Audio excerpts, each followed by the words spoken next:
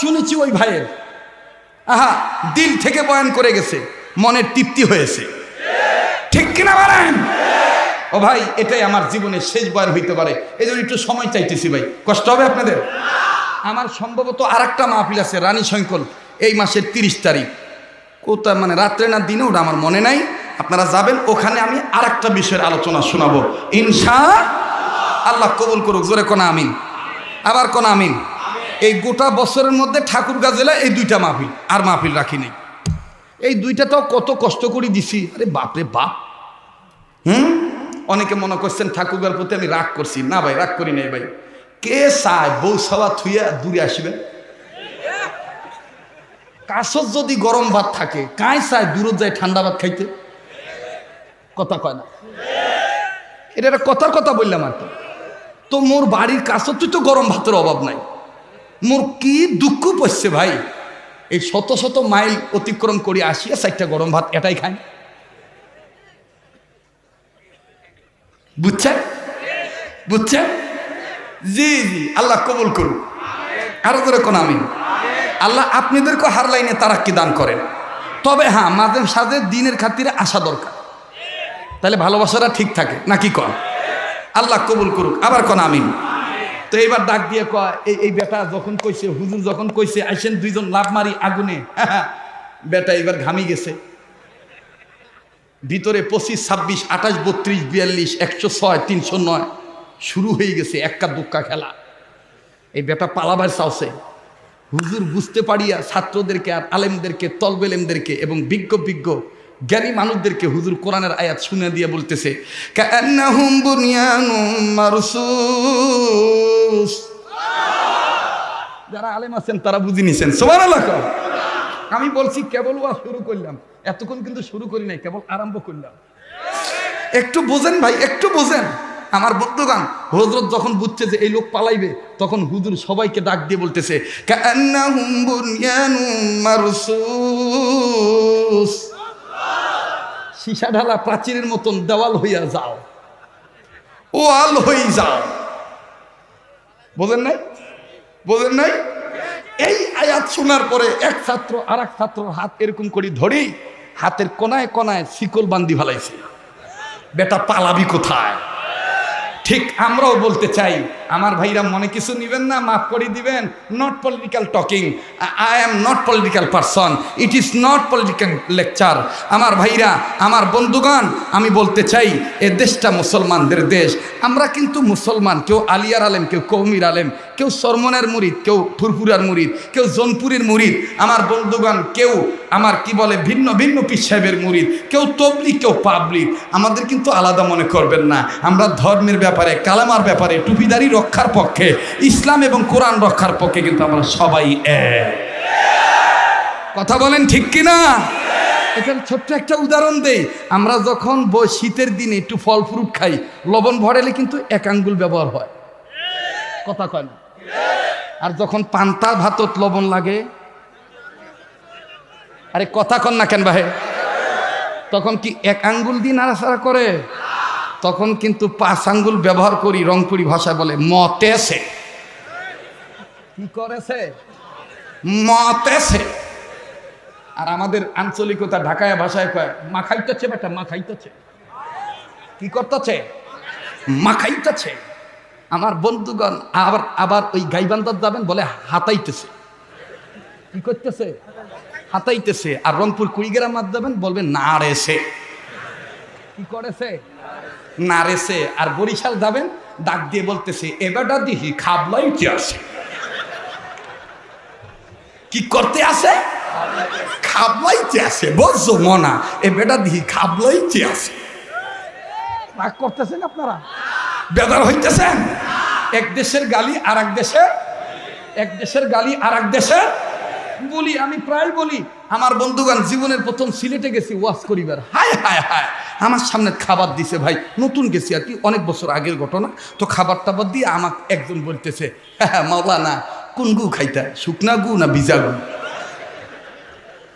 আমি কই হাজা মুশকিলাতুন কাবীরা, এটা তো বহুত বড় সমস্যা। এই ঢাকার থাকি কি আমি এগুলা খাইতে আসি? এবার আর একজন ফট করে ঢুকি বলতেছে, মাওলানা কোন গু খাইতা, ইগু না উগু? আমার জব বন্ধ হয়ে গেছে। জব বন্ধ হওয়ার পরে আর এক লোক ভিতরে সান্দাইছে, সান্দাই বলতেছে, মাওলানা মাতো না কিল্লাই, মাতো না কেরে, কোন গু খাইতা? শুকনা গু খাইতা না ভিজা গু খাইতা, কোন গু খাইতা? তা আমার এখন যে লোকটা নিচে, এই লোকটাকে আমি ডাক দিয়ে, ভাই কি কয়? হুজুর মনে কিছু নেন না হুজুর, এটা আমাদের দেশের আঞ্চলিকতা। ঢাকায় যেমন বলে এটা খাবেন না ওটা খাবেন, কোনটা খাবেন, শুকনাটা খাবেন না ভিজাটা খাবেন, গরমটা খাবেন না ঠান্ডাটা খাবেন, এইটাই যেমন আমাদের সিলেটে বলে। ও মা, কিছুক্ষণ পরে মিষ্টি নিয়ে আসছে একজন, নানান রঙের মিষ্টি। ওই লোক আবার ডাক দিয়ে কয়, হুজুর বুঝি খানা না খাইত, হুজুর মিষ্টি খাইব। তো হুজুর মাতিয়া লাও, কোন গু খাইতা, কালা গু খাইতা না সাদা গু খাইতা? আমি কই এগুলো সব দেখি খালি ওই গ্রুপের।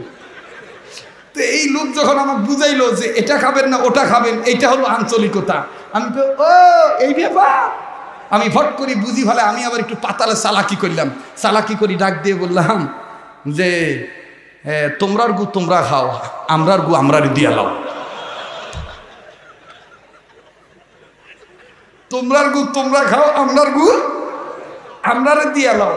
ডাক দিয়ে বলে, তোমরার গু কোন গু? তাই আমি বললাম, আমরার গু শুকনা গু।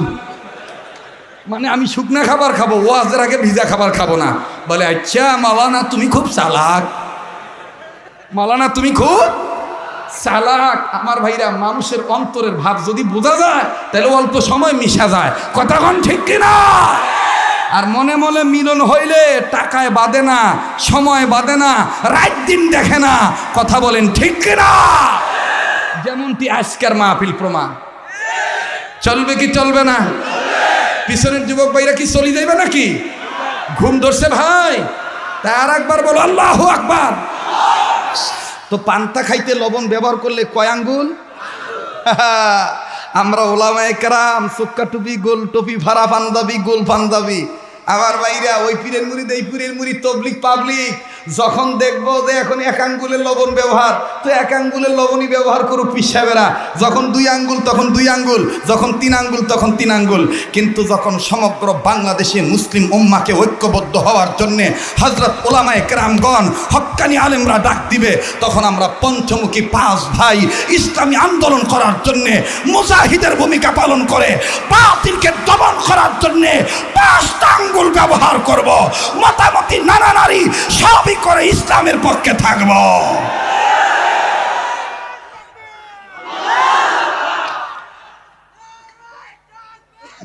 বস বেটা বস, রাত বহুত বাজে, এত রাইতে আর গরম করিস না, বহুত হইছে, ঠিক আছে না? এইবার হুজুর ডাক দিয়ে কয়, এই কি দোয়া করে দেবো নাকি? হ্যাঁ, দোয়া করি দেব? হুজুর ঘুম আসে নাকি? নাকি ঘুম ভাঙছে? আবার কোন আল্লাহু আকবার। এইবার হযরত ডাক দিয়ে বলতেছে, ভাই কি বলবেন? ডাক দিয়ে কয়, হুজুর আপনার কানে কানে একটা কথা। কয় না, আপনি আগুনে লাফ দিবেন কিনা বলেন। হাত ধরেন। হ্যাঁ, বেচারা খুব দাপট করছে এতক্ষণ, এখন খালি হাত দেয় আর নেয়, হাত দেয় আর নেয়। হুজুর কয়, আমি ধরলে কিন্তু ছাড়বো না, আর আমার ধরার সাথে কিন্তু আল্লাহর ধরা। আর আল্লাহ ধরে না আল্লাহ ধরলে কিন্তু, আর আল্লাহর ধরাটা কিন্তু বহুত শক্ত ধরা।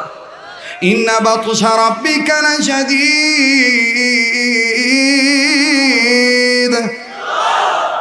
আল্লাহর ধরা শক্ত ধরা। ফাআলুল লিমা ইউরিদ, আল্লাহ ধরলে যাইবা কই? যাওয়ার রাস্তা, যাওয়ার রাস্তা।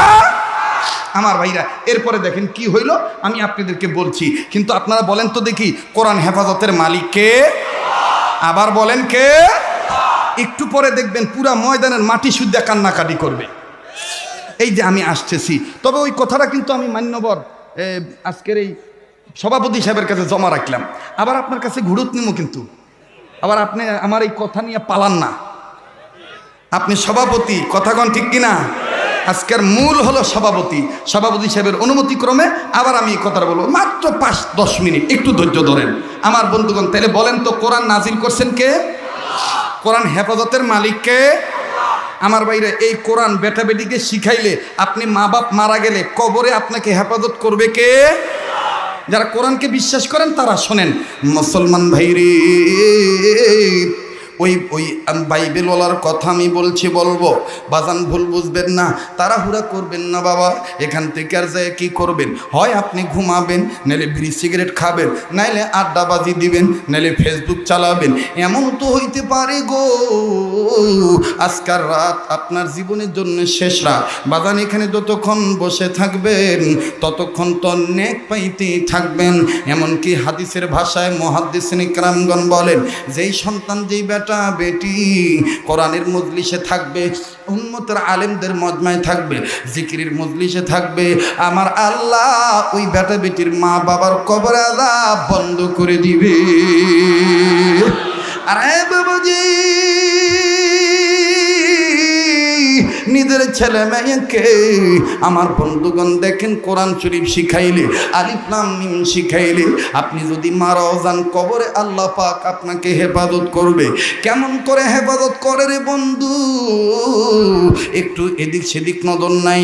আমার বন্ধুগণ তাফসীরের কিতাব থেকে এই আয়াতের সাথে মিল করে ঘটনাটা বলে দেই। এই জমিনের উপরে আসমানের নিচে যত বড় বড় তাফসীর, ওখানে কি হইল? এত বাচ্চাগুলো কোথা থেকে আসলো? এদের হুজুর কায়? এই হুজুরটা তো এমনি অন্তর থেকে এখন বদদোয়া পাইবে।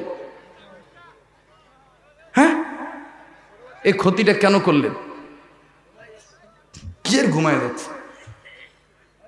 এটা হলো এই মাদ্রাসার ক্ষতি করা, ঠিক না? আপনার ছাওয়াগুলো ধরিয়ে আসছেন তো বাইরত বসিবেন, বিরত। আর কেউ থাকলে তাড়াতাড়ি ছোট, তাড়াতাড়ি তাড়াতাড়ি। এগুলার গাই গরু কায়? এই বাছুরগুলার গাই কে? ওটা তো গাই নয়, বলদ। ও কোনোদিন আড়িয়া হইতে পারে না, বলদ। না না, সেটা লিখে দেওয়া না একটু, যে এরা সন্ধ্যার সময় আসছে, পিটত লিখে দেওয়া লাগবে, তাহলে এই বদগুমানও জায়েজ না, ঠিক কিনা বলেন? এই যে একটা খেয়াল নষ্ট হয়ে গেল, এর জন্য দায়ী কে? দায়ী কিন্তু এই কর্তৃপক্ষ, ঠিক না? এই জন্য আমার আগে থেকে হিসাব করে বসা দরকার, যেন কারো কোনো ব্যাঘাত না ঘটে। আল্লাহ তাআলা আমাদেরকে সহি বুঝদান করেন। আর এই মাসুম বাচ্চারা যে এতক্ষণ বসেছিল, আল্লাহ তাআলা আগামী প্রজন্মের বড় বড় আল্লাহওয়ালা আলেম বানায় দেন, আল্লাহওয়ালা হাফেজ বানায় দেন। আবার বলেন আমিন। এবার জোরে আওয়াজ দিয়ে বলেন আল্লাহু আকবার। বাজানরে আর কোনো নড়াচড়া নাই, খুব খেয়াল করে শুনবেন বাবা। আমি কিন্তু ধৈর্য হারাই নেই, আপনারও ধৈর্য হারায়েন না। আরে বাবাজি, এই জমিনের উপরে সবচাইতে বড় তাফসীরে কিতাবের নাম হলো তাফসীরে কাবির। এই তাফসীরে কাবীরের মুসান্নিফ মাওলানা ফখরুদ্দীন রাজি রহমতুল্লাহি আলাইহি হযরত তার তাফসীরে কাবীরের মধ্যে লেখেন, আল্লাহর একজন পয়গম্বর আল্লাহ পাকের নির্দেশে নিজে নিজের কর্ম করার জন্য যাচ্ছে। কান লাগান বাজান, দিলের কান লাগান, খুব খেয়াল করে শুনেন বাবা। এই পয়গম্বর যখন নিজের কর্ম করার জন্য নিজে যাচ্ছেন রে বাবা, প্রতিমধ্যে নজর করে দেখলেন একটা কবর দেখা যায়। এই কবরের মধ্যে ভয়ঙ্কর আযাব হয়। আমার বাইরে কবর থেকে কেমন জানি আগুনের অগ্নি হানলে নিহান শিখা দাউ দাউ করে উপরে দিকে উঠতেছে, আর কবরের মধ্যে ভয়ঙ্কর সাপ আর বিচ্ছু দেখা যাইতেছে। আরে বাবাজি, এই পয়গম্বর বুঝতে পারলেনি কবরের মধ্যে ভয়ঙ্কর আযাব হইতেছে। পয়গম্বর কাউকে কিচ্ছু বললেন না, নিজের কর্মের দিকে নিজে চলে গেলেন না বাবা। নিজের কর্ম যখন নিজের শেষ হয়ে গেল, ভাইজান আমার বন্ধুগণ, এই পয়গম্বর কর্ম শেষ করার পরে আবার ওই রাস্তা দিয়ে যখন আসতেছেন, এবার আসার সময় এই পয়গম্বর সিদ্ধান্ত নিলেন, আমি এই কবরটা আবার দেখব, এই কবরওয়ালা কেমন আছে আমি আবার দেখব। এবার বাজান পয়গম্বর কবরওয়ালার দিকে নজর দিল। কবরটার দিকে যখন নজর দিল, নজর দিয়া দেখতেছি একটু আগে যে কবরে আযাব ছিল, এখন আর এই কবরে কোনো আযাব নাই। কবরওয়ালা জান্নাতের বিছানায় ঘুমায়। আওয়াজ দিয়ে বলেন না সুবহানাল্লাহ, ডাক দিয়ে বললেন আল্লাহ। একটু আগে যে কবরে আযাব ছিল, এখন দেখি কবরে কোনো আযাব নাই। মাবুদ গো, তোমার দরবারে জানবার চাই এই কবরওয়ালাকে তুমি কোন কাজের উসিলা মাফ করে দিয়েছো। আল্লাহ ডাক দিয়ে বললেন, পয়গম্বর শোনো শোনো, এই কবরওয়ালাকে আমি কেন মাফ করে দিলাম, এই কবরওয়ালাকে কেন আমি আযাব থেকে মাফ করে জান্নাত দিয়ে দিলাম। শোনো রে পয়গম্বর, এই কবরওয়ালা গুনাহ করিয়ে কবরে আছে, কিন্তু এই কবরওয়ালা একটা সন্তান রেখে আছে দুনিয়ায়। এতদিন এই সন্তানটা কথা